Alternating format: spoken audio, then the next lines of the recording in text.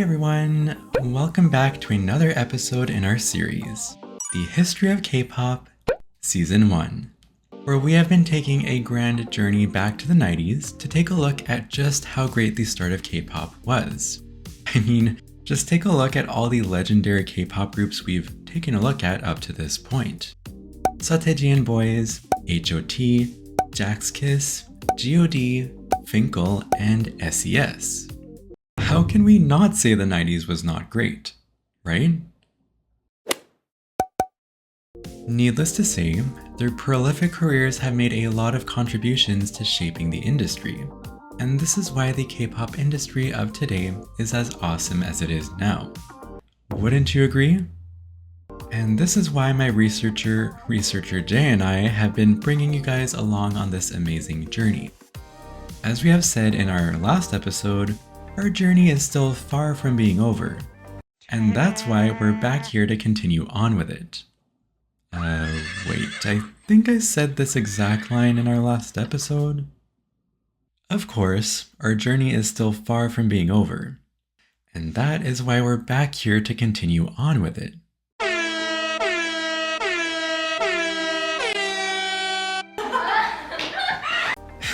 Anyway, speaking of our last episode, let's briefly take a look at what was covered. We took a look at Shinhwa's album promotions from their 7th to 9th albums. That was a super quick recap. What? If you guys had watched our last episode, of course you guys would already know that those weren't the only things we talked about. In fact, we did also take a look at Shinhwa's rather long hiatus due to the members serving their mandatory military service. And while this was only a brief review, our last episode itself wasn't brief at all. So if you haven't already watched it, please make sure to do so. Trust me, you don't want to miss out on them.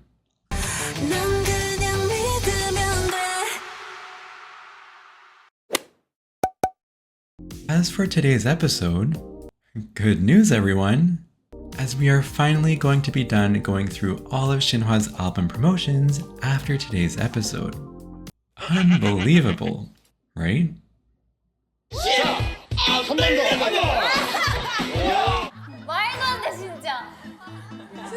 But we won't actually be done with them until we go through their 10th to 13th album promotions.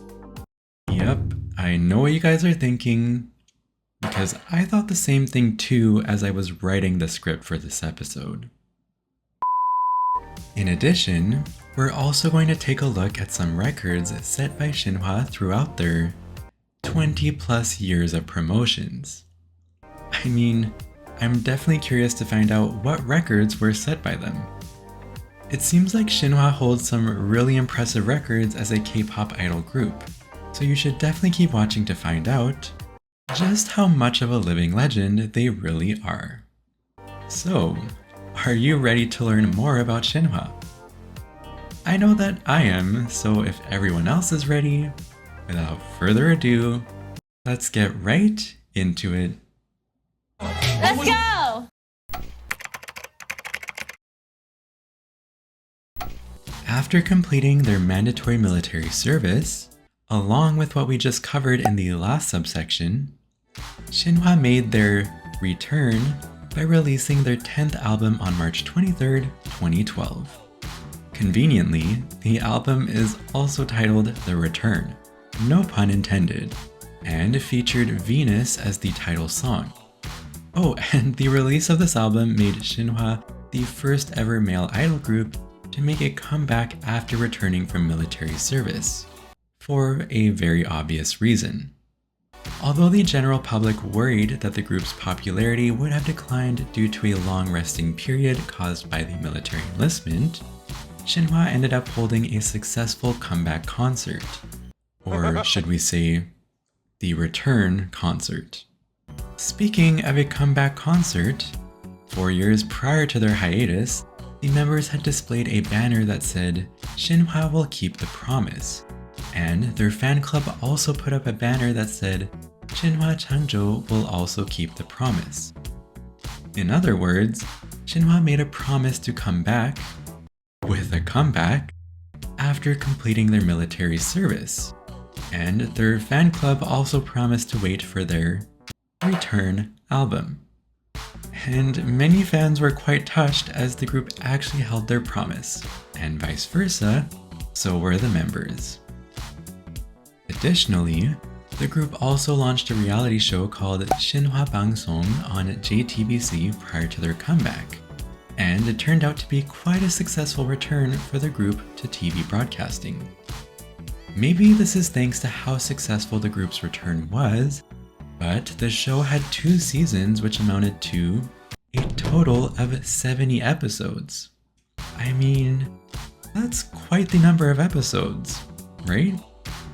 And as for the 2 seasons, the first season ran from March 17th of 2012 to June 16th of 2013, and the second season from November 3rd of 2013 to January 19th of 2014. Dang, 70 episodes though? Maybe in the history of K-pop season 2, we might be able to hit that number. Oh my god! Oh my god! 좀 단순하게 생각해야겠다, 너. Unlike their 9th album, the quality of Shinhwa's 10th album was raised back up to meet the fans' expectations, or their usual quality. In fact, many would say it's a very high quality album, but that wasn't without the group's hard work. Every member participated in weekly meetings to discuss the group's future direction and to select songs for this album. And as for the songs, there were literally hundreds of songs for them to listen to and choose from. That must have been a lot of hard work. Supposedly, Eric was in charge of directing the album recording and promotions. And regarding Eric's producing style, his fellow member Dongwon revealed that Eric was actually quite strict with his directing role, to the point where Dongwon thought about quitting the album promotions. But of course, Eric didn't act like that without a reason.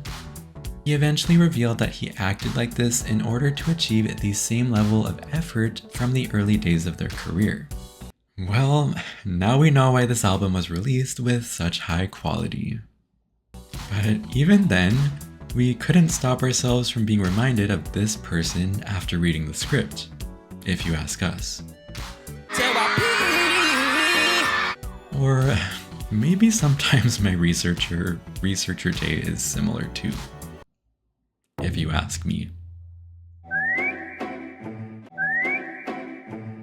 Unlike most of their previous albums, this album began a period where Shinhwa started to produce and direct albums entirely on their own.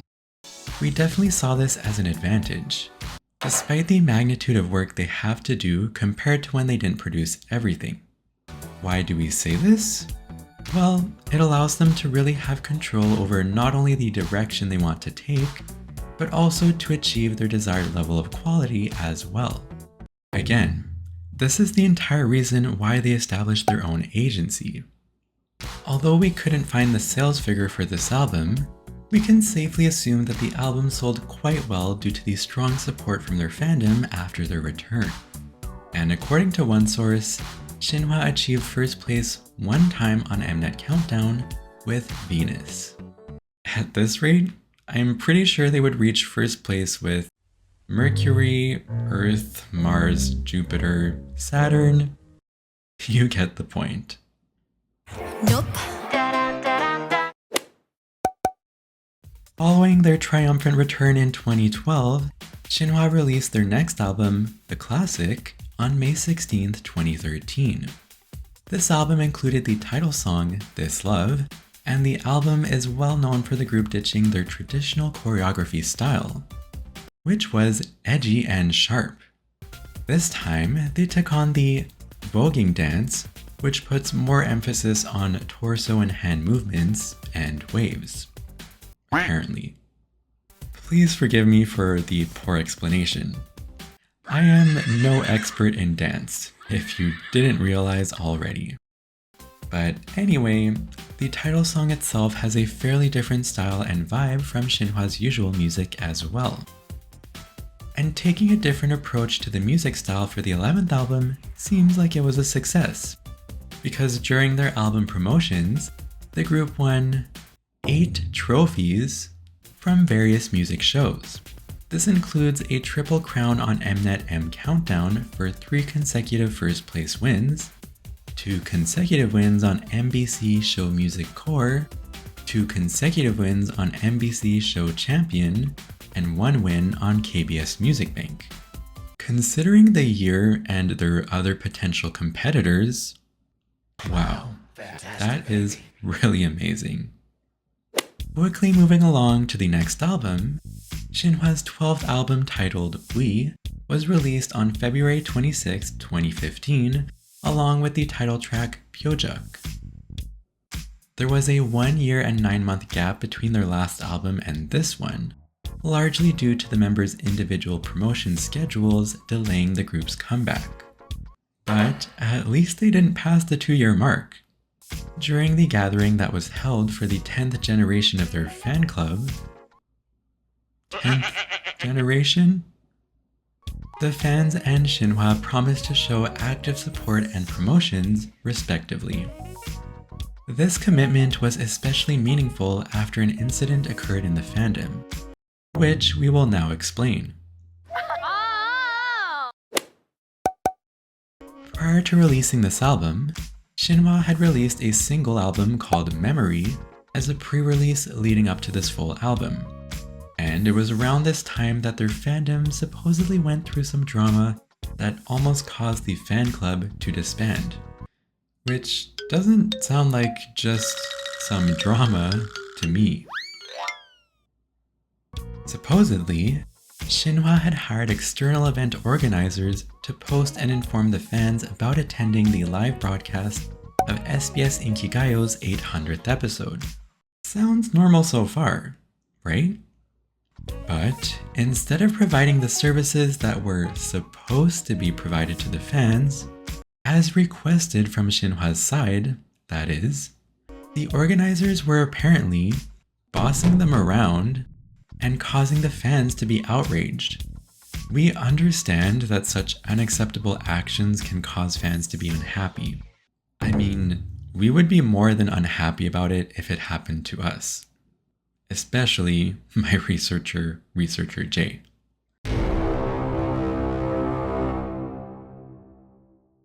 But we're not entirely sure which exact action caused the fan club to be outraged to that extent.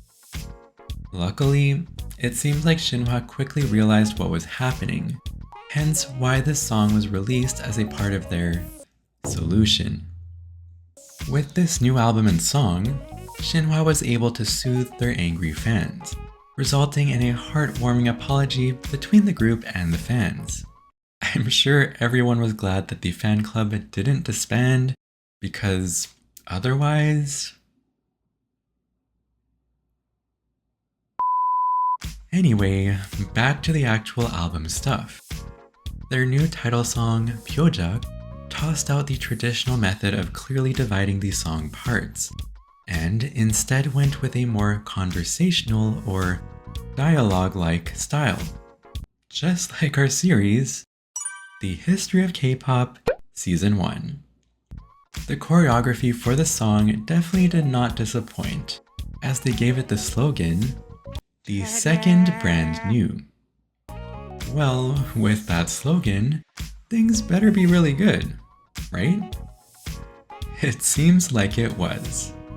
The performances for Pyojuk were quite well known for highlighting each member and incorporating an element of storytelling as well. They also performed another song from the album called All Right.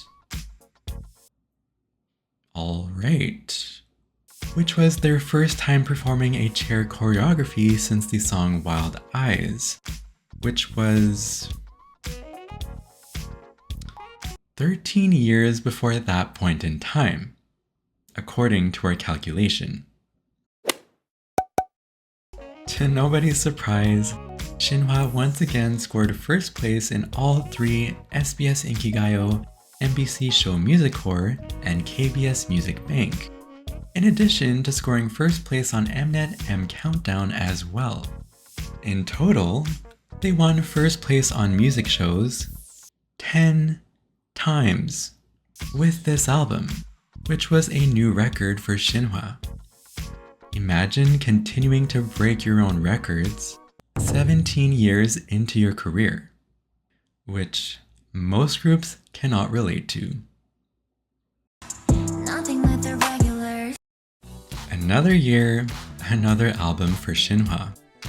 The group released the first part of their 13th album titled Unchanging Part 1 Orange on November 29, 2016. The title song for this album was Orange, although it looks like Shinhwa never actually promoted this song, as the real promoted title song would be on the upcoming second part of this album. Talk about keeping the fans waiting. There are a couple of significant facts about this album that you should know. First, this was the first album that Shinhwa released after regaining the legal right to their own group's name. Yes, their own group's name, which is a process we will be discussing very, very extensively in a future episode. Additionally, this is the first time the group split their album into two parts, with the next album being the second part of this album. 자용하죠. And before we dive into that next one, here's a fun fact for you. The composer of the song 별 is actually Minu's friend. If you guys all remember from our very first episode on Shinhwa, come on guys, you can't forget this already. We mentioned that Minu and his friend used to be trainees with SM Entertainment and were preparing to debut as a part of Shinhwa. And also that his friend was ultimately removed before they debuted.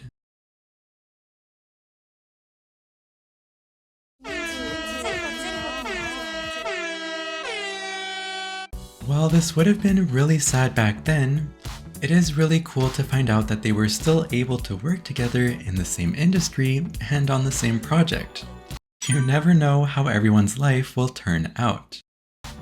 Just like how my researcher Jay and I met in the airplane, sitting right next to one another in a country far away from where we both live, called Korea. Oh, and FYI, we also happened to have met in 2016.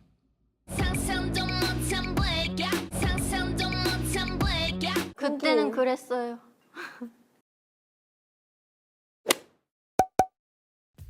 Congratulations everyone! We've finally made it to Shinhwa's most recent album. It really took us a very long while to get here. But we are almost done with covering Shinhwa's very long album promotion history. Trust me, neither my researcher Jay, nor myself expected to have this much material to cover. Thanks, Shinhwa.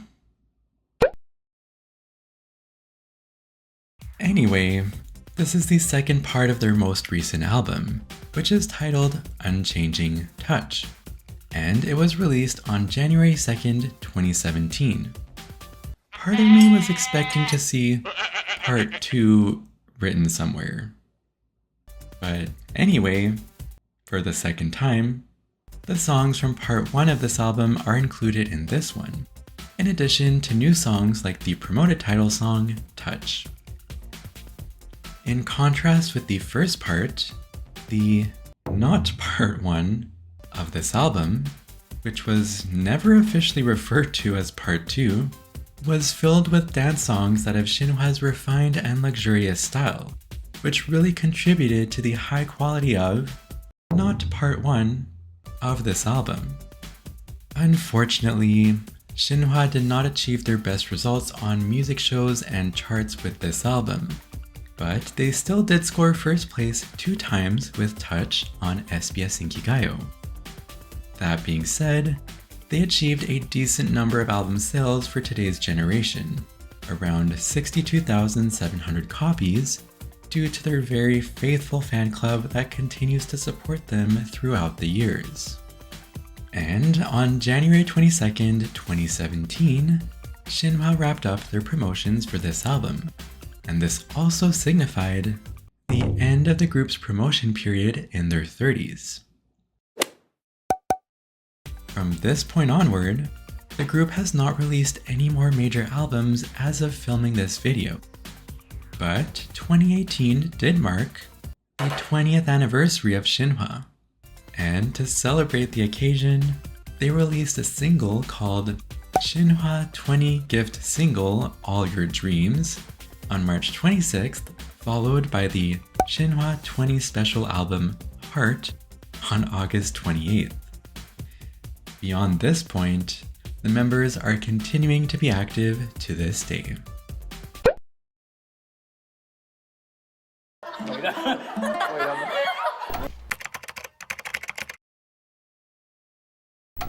As I'm sure you've noticed by now, Shinhwa are no strangers to breaking records.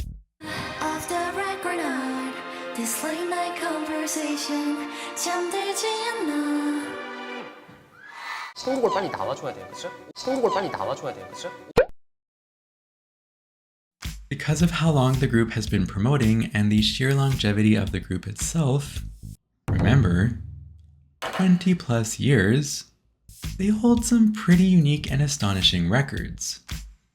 We won't list them all, for an obvious reason, but some of these records highlight just how significant of an impact the group has made in the industry.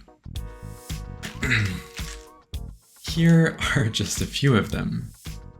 The first idol group to successfully carry out both group and individual promotions. The first idol group to have all their members achieve individual success. The only active idol group in the K-pop industry who hasn't gone through disbandment or a change in their members. The idol group that has released the highest number of major albums. The idol group with the most generation count of fan clubs at 13 generations.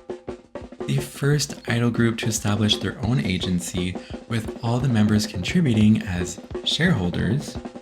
The first idol group to possess the legal ownership and trademark for their group name. As funny as that sounds. The first group to release and promote their sixth regular/major album. The first idol to transfer to another agency while retaining the group. The first idol group to serve mandatory military service without disbanding the group. The first idol group to host their 10th and 20th year anniversary concerts, and this includes all live band concerts as well. I'm super glad we didn't decide to go through every single record of theirs. 너무 많아요. 패스. Okay, that was a long list, but that's what happens when a group has been active for over 20 years, and when they are still active as of making this video.